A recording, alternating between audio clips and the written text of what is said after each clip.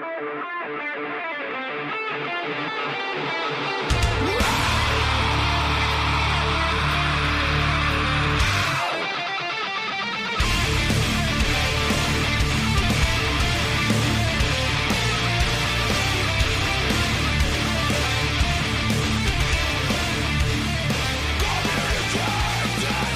right, today is Sunday, May 31st, 2020, and this is episode 252 of the Defensive Security Podcast, just 4 episodes away from the very consequential episode 256 of the Defensive Security Podcast. My name is Jerry Bell, and joining me tonight, as always, is Mr. Andrew Callett.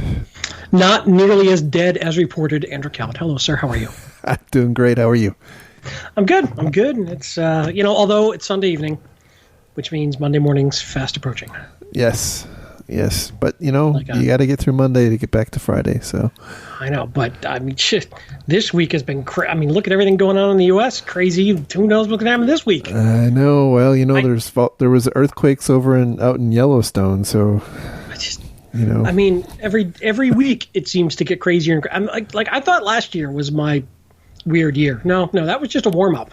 Yeah, we're going to try to beat this year, I think. Jeez. Anyhow, just before we get into our stories, number one, thanks for patience. It's been a couple weeks since we've done a show. Work's been crazy, some holidays and some vacation time, mostly my fault. But we're back now. Also a reminder that the thoughts and opinions we express on the show are ours and do not represent those of our employers. But they could, for a large fee. For a very large fee. That's right. All right. First story for today comes from Bank Info Security, and the title is Capital One Must Turn Over Mandiant's Forensic Report. So, no new, for those of you who have been following this, no new consequential information to talk about here is in terms of how the breach proceeded or happened. But I thought it was really interesting that the context of this is I think we know because the alleged actor here has been criminally charged, and so we have some details that were in that criminal complaint. But there was a much larger piece of work done by Mandiant on behalf of Capital One in response to their data breach that was disclosed last summer. In the new news here is that a class action lawsuit's been formed. The courts have consolidated a whole bunch of different lawsuits into one, and the plaintiff's attorneys who were successful in convincing the judge to compel Capital One to turn over the investigation report from Mandiant, which is not something most companies would really ever want to have happen. And I thought the reasoning from the judge was pretty fascinating, basically saying that Capital One had Mandiant on retainer and had actually classified the engagement with Mandiant as a business expense rather than as a legal expense. And so the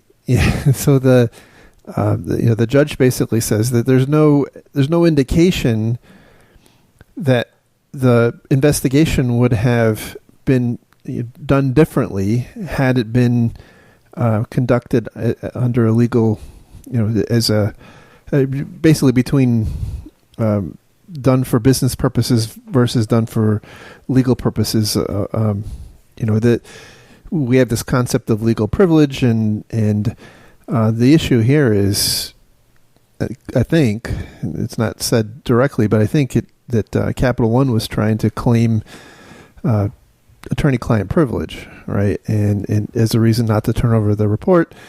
Obviously, the judge is saying, well, it's not really the work product of an attorney, and therefore you have to turn it over. So, it kind of points out, some peril here. So what I take away from that is now all of our forensic response investigators need to be attorneys. Well, I mean, there's a study at home course for that, isn't there? Like a. Well, so right after TV VCR repair. Not only do you have to be an attorney, right? But it's not enough to be an attorney. You also have to be an attorney providing legal counsel to your company, right? So it's even a little more narrow than that. But this is a difficult situation. Somewhat off topic, but for a while there were a number of states pushing for forensics type folks to be licensed as private investigators. Yes. I think that died, but that was a weird one. And I was like, how hard is it to be a private investigator? It's actually not easy to get licensed as at least in Georgia. There's all this stuff that you would never actually do like you have to learn how to slide over the hood of a car just so. You don't know how? I've never. You grew up in Detroit. Did you watch T.J. Hooker for nothing? Look, man, I could never do it. Anyway, the other thing I would really love to read the report, so I hope it becomes public as public record from the lawsuit. I know they don't want it to, and Mandia doesn't want it to, and I understand that. But for us trying to learn lessons, that would be awesome. There's a decent chance that it will. I would say there's a fairly decent chance that it will be disclosed in some form or fashion. But this is, by the way, one of the reasons that a lot of, especially larger companies, will have their in-house legal counsel basically guide investigations, guide security investigations, because then there's more of a case to be made for the materials produced in the investigation to be covered by legal privilege. It's not. I don't think it's a guarantee, but it's something. Whereas this apparently really didn't have anything, which, by the way, is quite surprising. I would have thought Capital One, of all companies, would have had the ability or had the foreknowledge on how to do this, and that tells me maybe I'm completely off base, and they. There's really no hope. Do we know they didn't do that? No, that's my point. Yeah, I can't imagine that a company like Capital One, which is a huge financial services firm, would not have that. So we're just wildly speculating irresponsibly at this point. Absolutely, as we do every time.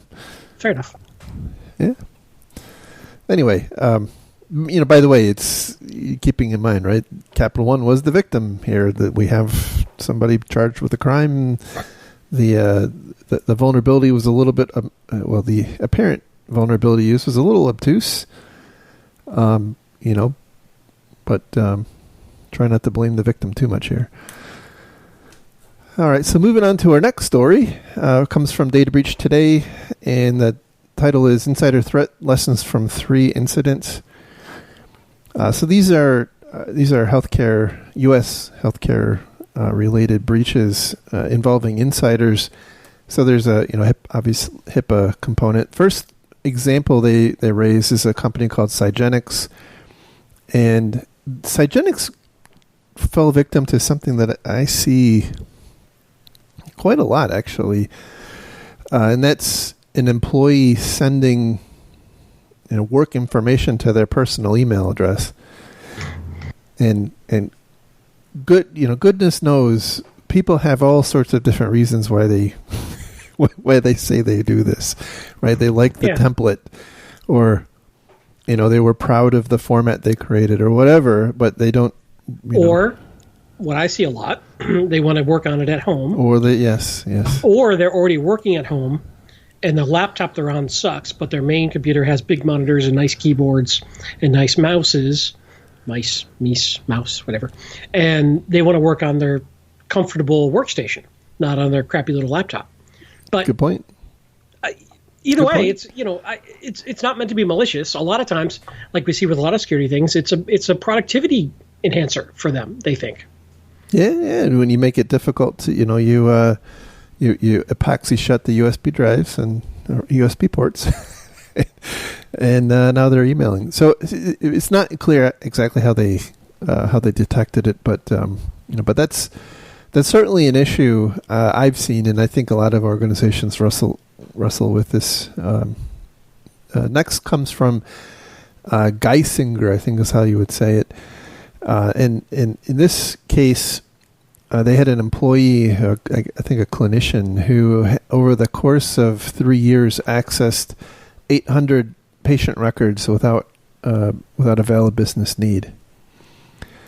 And, this is, by the way, I think something in the context is somewhat unique in terms of a data breach consequence to HIPAA, right? I mean, I suspect that if you really got into it with European data privacy regulators, they would be there too. But in the healthcare world, this is really something that comes up a fair amount, especially with like celebrities. We've seen this in the past where healthcare workers have looked up the medical records of celebrities and whatnot. But it is difficult. They point out here in another part of the article, it's kind of difficult to take someone who would otherwise have a business need to access a certain set of data and make sure that they're not accessing that data for improper purposes. Especially if it's 800 over the course of 3 years. Like if it were 800 in a week, that's at probably some point different. You have to trust your employees to a certain extent. Right. And, like your sysadmins who, might have admin level privileges on key databases. At some point, you just have to trust those guys. Now, what I find interesting about this is, you could put monitoring software in to monitor that and catch it. This happened over 3 years, and the way this is worded, they were alerted, their privacy office was alerted to an employee possibly accessing medical records, and they did an investigation and fired the employee. So that tells me that was not a technical control that picked that up. Correct. Somebody tipped them. Right. So either this employee was talking about it, shared something with somebody, somehow somebody else found out about what this employee was doing and reported it to their privacy office, which is interesting. So not the best way to find this out. I would think that this is something that I think you probably could wrap some technical controls around fairly robustly and review this sort of information on a regular basis. But again, it's tough. It looks over 3 years, 800 records. It's a couple a day, one a day. If that. Not high volume. Yeah. Yeah, it really is. And I have seen in other contexts, I think healthcare might be a bit different and certainly would depend on the role of the person, right? It's different if you're talking about an ER surgeon versus a data entry person working for a health insurance company. One thing I have seen is only allowing people to have access to a record when they've been assigned, some sort of a ticket that allows them to have access. So basically, if I'm assigned to work on Andrew Callett's record, then now I have the ability to go in and see it, but otherwise I don't. I see this in some of the more mature organizations in other contexts, like customer records, or even being able to log into servers. Right, you can't log into a server. I'm a sysadmin, and I can't log into a server unless I have a ticket that's open. That's assigned to me. So, with something like you're only given the ever-changing password. Exactly. Out of the password vault. Now, somebody somewhere's probably got a break glass password just in case.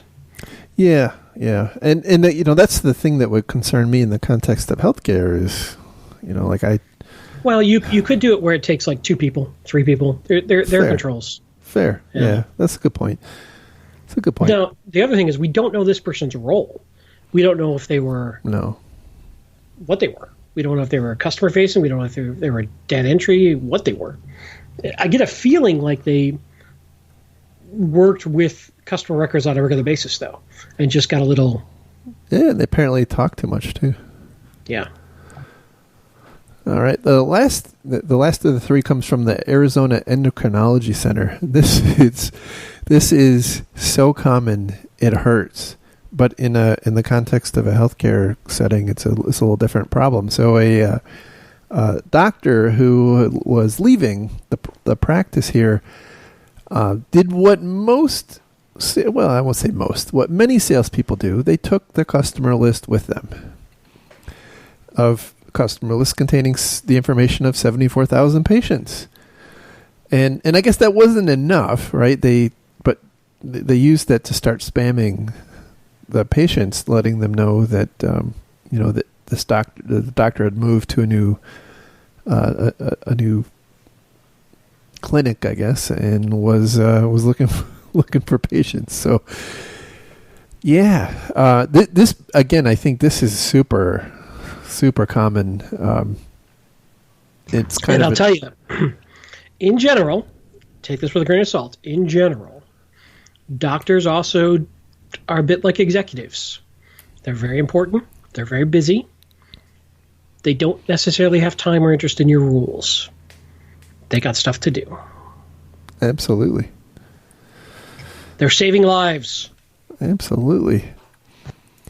So yeah, this is. I think it's certainly manifested itself as a problem because of HIPAA, but I can certainly see down the line this becoming a big issue under things like CCPA and GDPR and other data, more broad data privacy regulations.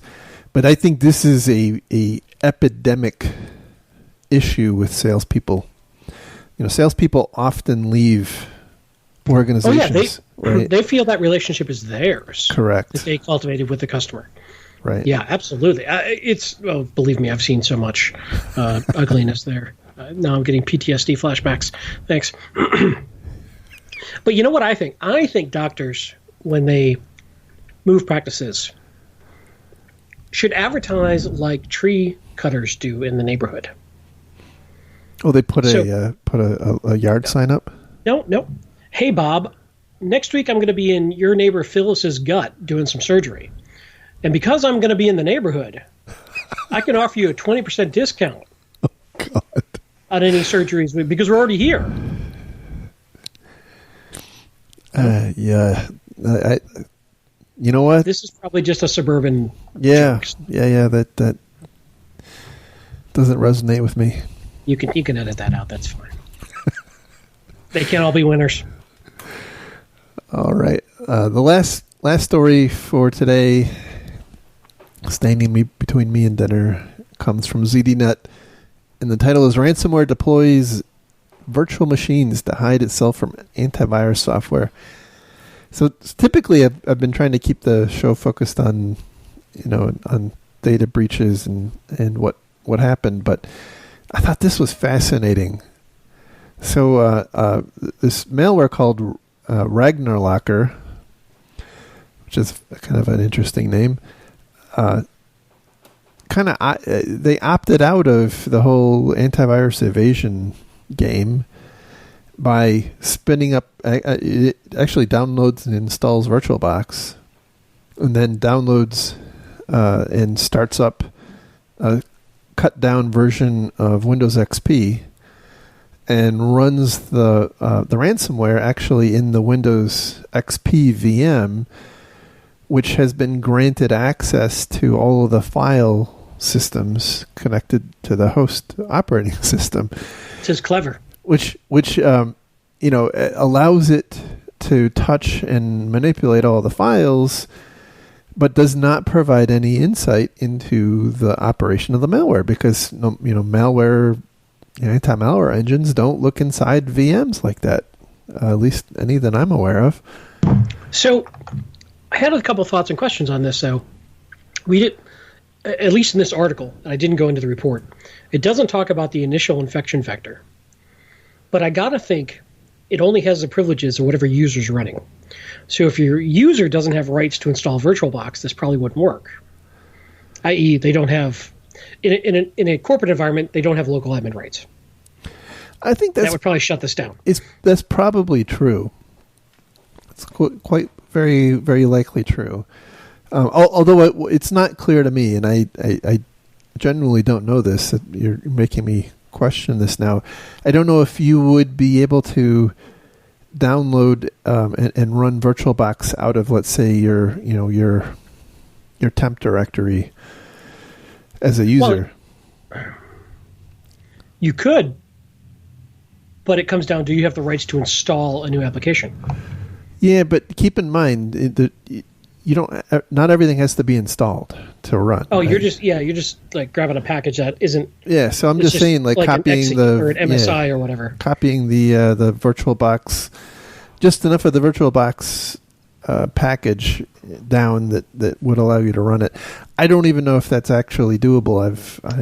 I went into the article itself, which I should have done before the show, but I'm a slacker. In this particular instance, what it does is they use a GPO task to execute the Microsoft installer, passing parameters to download and silently install the 122 meg crafted unsigned MSI package from a remote web server. The primary contents of the MSI package were a working installation of an old Oracle VirtualBox hypervisor and a virtual disk image of the stripped-down version of Windows XP called Micro XP version 0.82. And the actual ransomware executable is 49K. So, hey, kudos for the optimization. You know, they've done some work on that, but so that's interesting. So, yeah, I mean, I guess whitelisting or whatnot could help with this, but I think there's a lot of things that could help with this. You know, one is probably most of your fleet doesn't need to be running VirtualBox or a hypervisor of any sort, or maybe it does. I think some of the newer Windows, Windows sandboxing techniques use hypervisors, but I think that's Hyper-V, not obviously not VirtualBox. But I gotta believe there's ways to detect that, although it's not hard to think that VirtualBox could be swapped with Hyper-V if that's a more common tool that's installed on workstations. But what struck me more is not necessarily this particular ransomware, but the tactic of running malware inside a VM so that it completely opts out of your ability to detect it with your with your anti-malware tools. Yeah, that is interesting. Though, aren't some tools specifically targeting anti-ransomware looking for the file type activity of an encryption? Yes. So that would probably get detected. Correct. This is interesting. But I don't know, that would be really interesting because now it's, I don't know how some of those tools work, right? Because I don't know if they'll have the ability to stop the hypervisor or not. This is why I wish there was an additional round to the Pwn to Own competitions of the same exploit, but being run with vendor whomever thinks they can handle its protection gear on it. And then does it still run? I'd love to see that sort of testing. Right. Independently. You'd hear endless whining about how the vendors didn't have a chance to properly configure the tools. But, I mean, that's fair. And Pwn to Own is very valuable, don't get me wrong, but it's also... It's like when you have a sandboxing tech, grabbing files off your corporate wire or off your email and running against a stock image that isn't your image, right? And so if it doesn't have your patch levels and whatnot, it's not that finding is invalid, but knowing whether or not it would impact your population is useful in responsiveness, right, and whatnot. So, if somebody's got an active exploit out there, but there's also an active patch, and I've already got that patch out there, I'd rather it'd be nice if my tool said, hey, somebody tried to do this, but it failed in your gold image, but worked on the stock image. But I know that's a lot to ask, and I know that a lot of those vendors have very selectively tuned and custom-built sandboxes for speed and performance, and giving them corporate images would destroy that model. I get that. I understand that's it. They won't tell you that. They won't admit that typically. They won't say, this is why we don't do this, is because the responsiveness would go to hell. I get that. And a couple of vendors out there will do it. But it's interesting. I'm kind of off on a tangent here, but it's not, in my mind, the next step is not just, hey, this is malware, but this malware is successful or not successful in a representative version of my environment. Yeah. Is it able to complete its mission or not? Does your tool, for through whatever means, have the ability to prevent the malware or the bad actor from completing its mission? Because otherwise, you got your detection response team chasing. I wouldn't say it's a false positive, but it's a low risk alert. Right. Yeah, that's fair. It's a good idea. It's not scalable at all, but it's a good idea. No. Most of my ideas fail miserably in production. All right. Well, I think that's all for today. Short show. So thank you all for listening. Thank you to our continued Patreon supporters. Definitely appreciate it. Absolutely. Thank you, guys. You can follow Mr. Kallett on Twitter at Lerg, Lerg. You can follow me on Twitter at MaliciousLink. And with that, we will talk again very soon. Have a great week. Bye-bye. Bye.